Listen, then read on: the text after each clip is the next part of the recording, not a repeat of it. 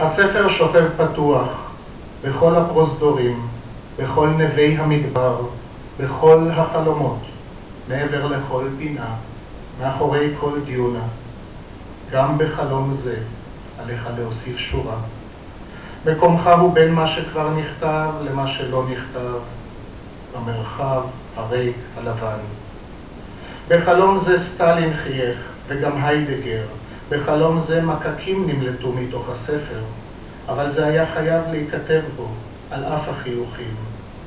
חלום על ספר, חלום על מדבר שבספר, חלום על מדבר שנמלט מן הספר, חלום על ספר ומדבר, חלום על מדבר שבספר, חלום על חול מבין האצבעות, חלום על לבן, חלום על נציץ, חלום על שואלי מדבר, חלום על מדבר שנשפך מן הספר אל תוך מסדרון, ודרכו אל מחוץ לדלת. וקול אמר, כתוב בספר ותירפא. קול אמר, האמצע שלי, הקול שלי, רצוני שלי, כתוב בספר, כתוב את המדבר, את החלום, כתוב את החול, את הלבן, כתוב את הריצה, חלום את הספר.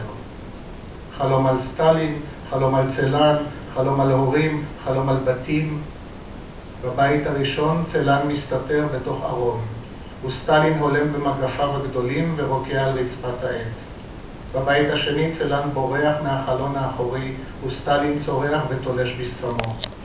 בבית השלישי איננו קיימים, הוא מלא עד גדותיו בכל ההורים, הורים של כולם, של צלן ושל סטלין וגם שלי.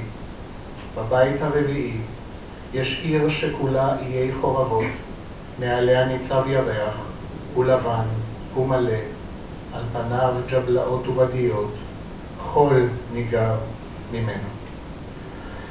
Finally, I would like to mention that both our guests will be reading at the Reuven Museum in Tel Aviv, 14 Bialik Street, on Tuesday, February the 3rd.